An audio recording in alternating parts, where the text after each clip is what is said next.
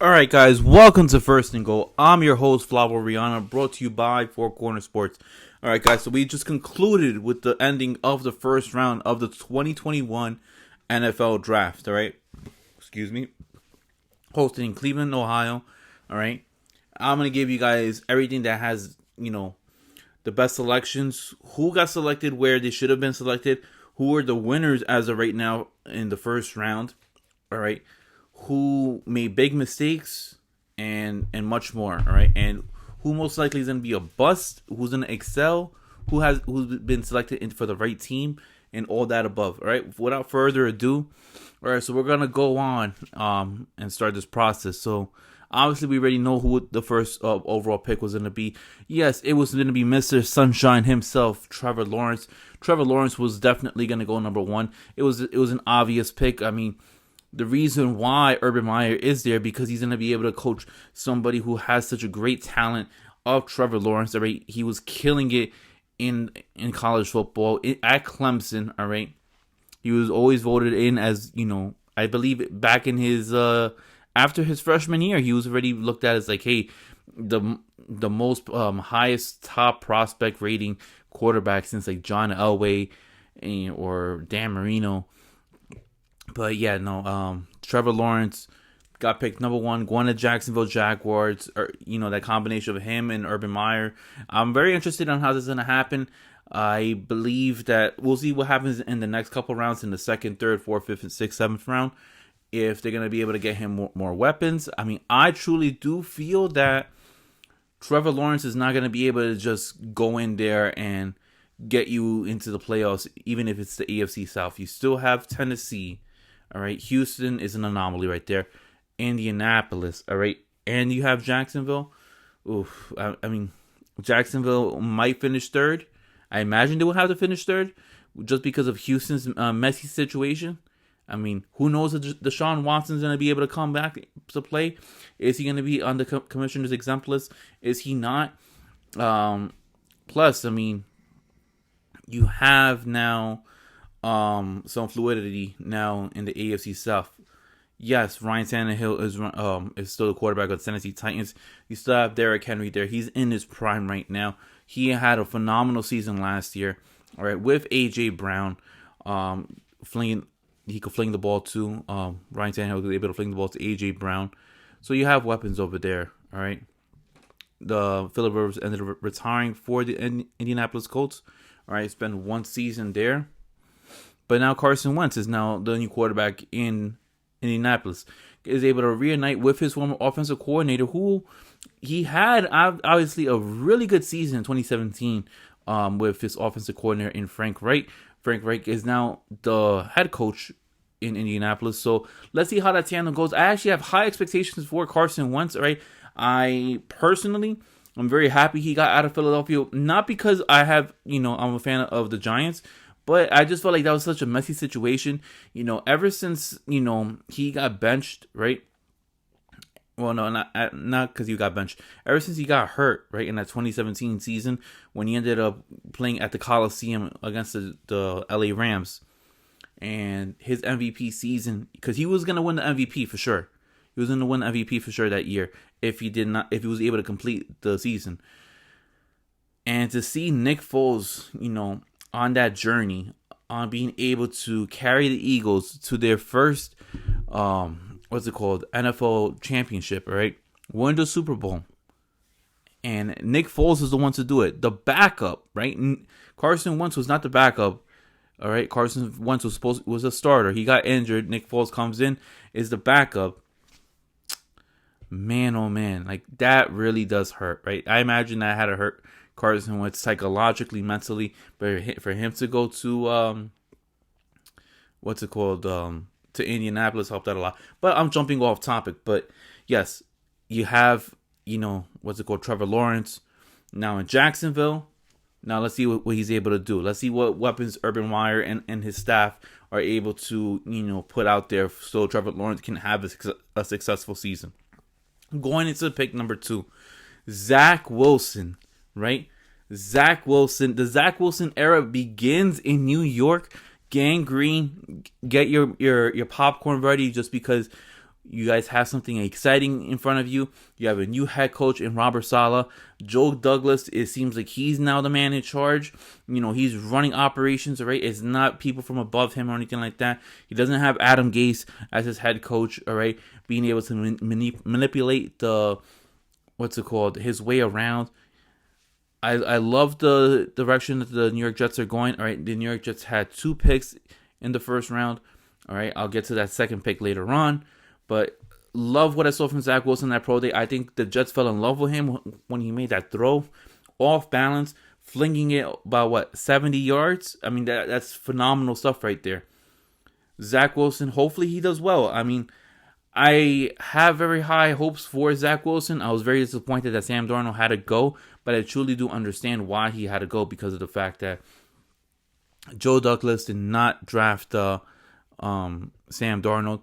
I believe it was Mike McCagnick who ended up drafting him.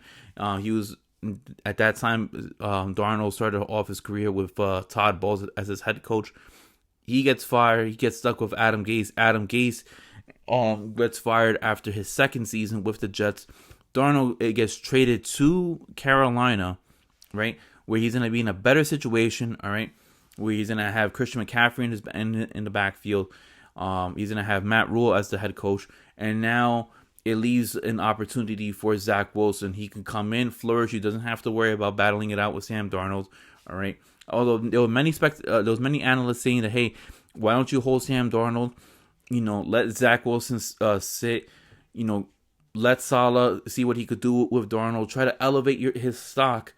But I just didn't see that happening. And obviously, once that Darnold was able to get shipped out, it was just, cut clear that they were going to go with Zach Wilson, the BYU kid. There was a little bit of doubts, that they had about him, that how come he wasn't a captain, and all of a sudden that in his previous college years he wasn't that great compared to this one. Is it a fluke? We'll be able to see. We'll be able to see more or less this year. What happens. I think that the Jets, they're gonna put pieces around him. They're not gonna just allow what happened last year to Sam Darnold. They're going to have pieces around him, a running back, wide receivers. I imagine that's what they're going to end up doing. So I love the pick of Zach Wilson. It was the right pick, all right? And that this first round draft, this whole first round was going to be quarterback heavy, all right? It definitely inside the top 10. So moving on to pick number 3. So pick number 3 has a long story, all right? Long story. So originally, the original pick of the third pick was supposed to be Houston, right? Houston had an abysmal season, but Houston ended up trading with Miami, right, to get Laramie Tunsil, right? Then what Miami does is, all right, we have the number 3 pick, right? What they were smart about it was they ended up flipping that pick, all right? They flipped that pick where they ended up getting multiple draft picks, multiple first-round picks, right, with the 49ers. So the 49ers ended up jumping so many spots up front. And it was just cut clear and obvious that they were going to pick a quarterback, all right? You don't jump that many slots to pick up a defensive end or a wide receiver or a tackle. No, you jump that many slots because you're in love with a quarterback.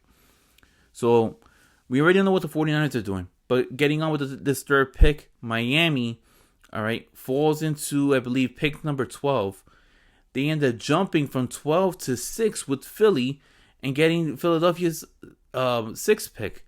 So Philadelphia owns number 12, and then eventually later on in the night, you're gonna have Philadelphia jumping 2 slots with the Cowboys, and they ended up making a trade. So Philly gets 10, and Cowboys get pick number 12. But anyways, so going on to pick number 3, right? So 49ers, it was a big discussion whether or not what was gonna happen. Are they gonna go with Trey Lance, Justin Fields, or Mac Jones? All right, and guess where they ended up going? Didn't go with Justin Fields.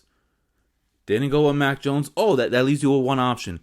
Yes, ended up going with Trey Lance. All right, Trey Lance from North Dakota. All right, I truly love this pick just because of the fact that this buys Trey Lance some time. You're gonna have Jimmy Garoppolo there. All right, it's not gonna. I strongly do feel like Trey Lance is gonna sit out a year, maybe even 2, if they can't find a trade partner to trade Jimmy Garoppolo before his contract expires. I think that this guy's in a winning situation. You can groom, you could develop Trey Lance. All right, the Shanahans love their quarterbacks. They were able to groom their quarterbacks. I mean, look what they did with Matt Ryan. Look what they did with Jimmy Garoppolo. Jimmy Garoppolo, in my opinion, is a way lesser quarterback than Matt Ryan, and yet he was able to bring him to the Super Bowl.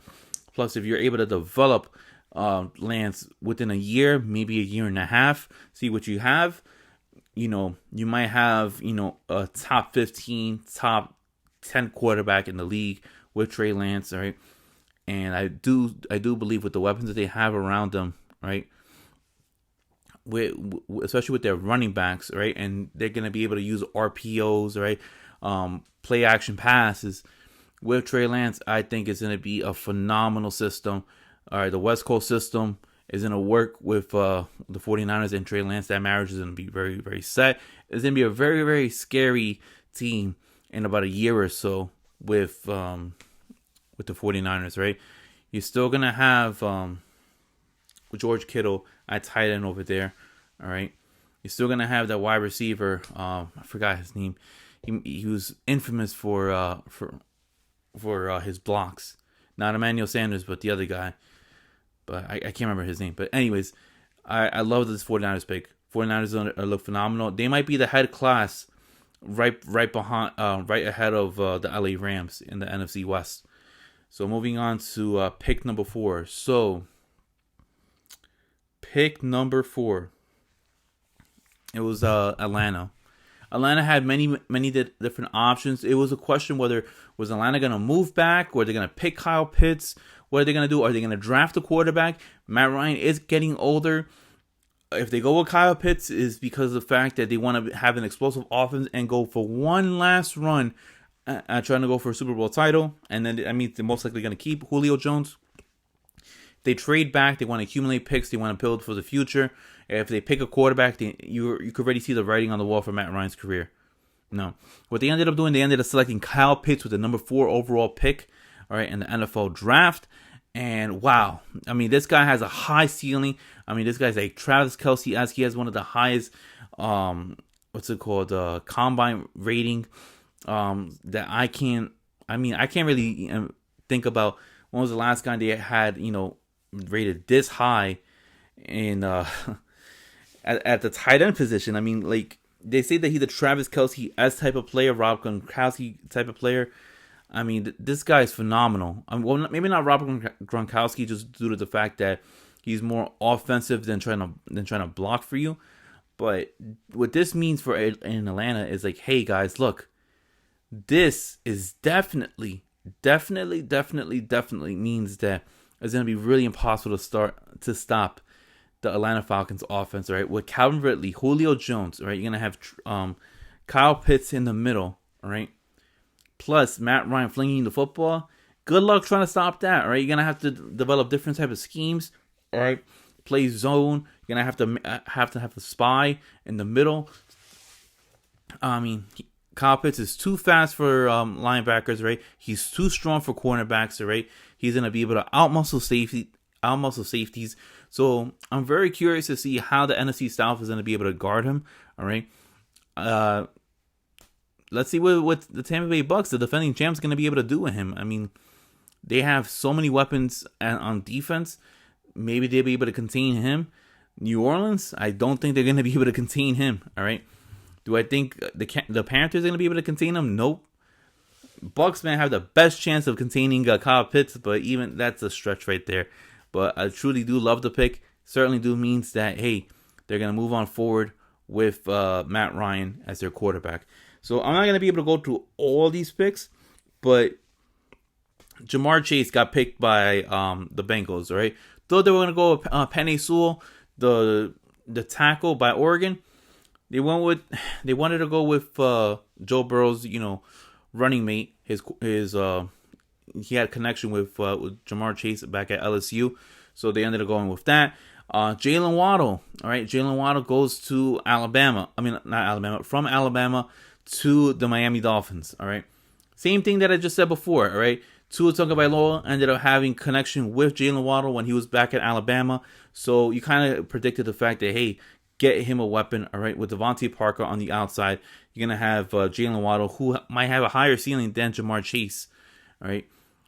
So they ended up picking Jalen Waddle with the 6th pick. 7th pick, the Oregon tackle, Penei Sewell, ends up going to the Detroit Lions, all right? This guy's a great pick, all right? I kind of saw this coming, all right? They got Jared Goff. They want to protect him, you know, make sure he is able to buy more time in the pocket so he can fling that football. So they want to protect their big asset in Jared Goff, which they ended up trading for in the Matt Stafford trade. Jace Horn, son of Joe Horn, former wideout of the New Orleans Saints. He's cornerback of South Carolina Gamecocks, ended up getting selected by the Carolina Panthers. Interesting pick. Didn't really think that they needed a cornerback, all right, especially with this high of a top 10 pick. They could have went with a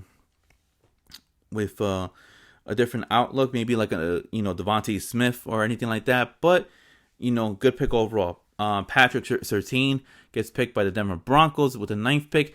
I certainly thought that this was going to be an easy pick for them. They should have went with QB, but they went with cornerback with Patrick Surtain. They saw the opportunity.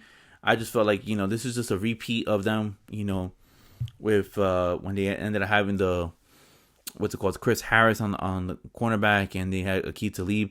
I think they're just trying to reiterate that type of, no-fly zone type of thing of drafting Patrick Surtain. Not a big fan of the pick. Love Patrick Surtain. I thought he was going to go to the Cowboys, but he goes to the Broncos. Now with pick number 10, like I said before, Eagles ended up making a trade with the Cowboys. They jumped to 10. They ended up picking Devontae Smith. Man, oh man, I was so upset about this pick, man. I was really upset about this pick. I really thought Devontae Smith was going to go to the Giants, and we all know that he was going to go to the Giants just due to the fact that Daniel Jones needed weapons. He needed weapons, and Devontae Smith was a great weapon to have. But what ended up happening? They ended up going to 10. They saw the opportunity. They stole the pick. They stole Devontae Smith from the Giants, and now I have a feeling that this pick, right, is in a bite the Giants in the place where the sun does not shine. All right, do not like this pick at all if you're a Giants fan, and this is going to be a real pain in the what, with Devontae Smith being a member of the Philadelphia Eagles. And then obviously, we had a pick with the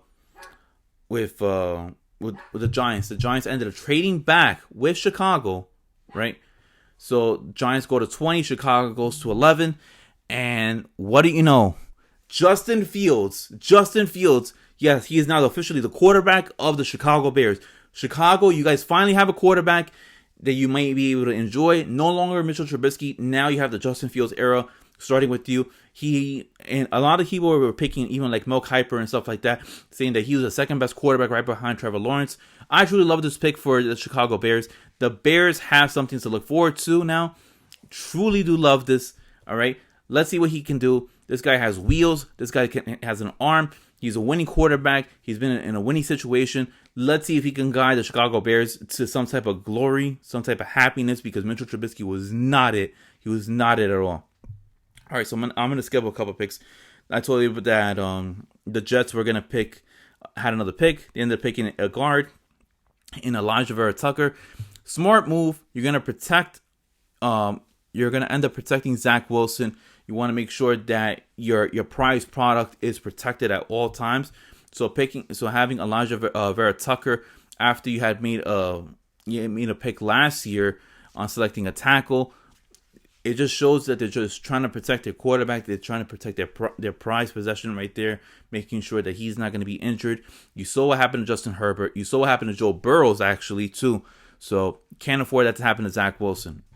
If you don't have a quarterback, you're not going to be that good. And then most importantly, Mac Jones. Guess where he ended up going to? He got picked at 15. Yes, the New England Patriots. The Patriots selected him. Bill Belichick did not need to jump up any more slots. He stood at 15. He was consistent. Got Mac Jones. The Nick Saban, Bill Belichick connection once again is in full effect. Mac Jones knows the style that he's going to be at. He was with Nick Saban, for 4 years or 3 years. I can't remember exactly the amount of years he was there. So he knows the environment is going to be very, very similar to what it is in Alabama when he goes to New England. All right. Love this pick. I think that Mac Jones is going to be a starter within the next year or so. They're going to groom him. It's going to be more or less, he's not going to be Tom Brady, all right, because nobody's going to be the GOAT, but more or less it's going to be a similarity of traits that he has to Tom Brady, and that's why they ended up picking him, all right. And Kadarius Toney, I picked 20, ended up going to the Giants. The Giants really want to supply weapons to Daniel Jones.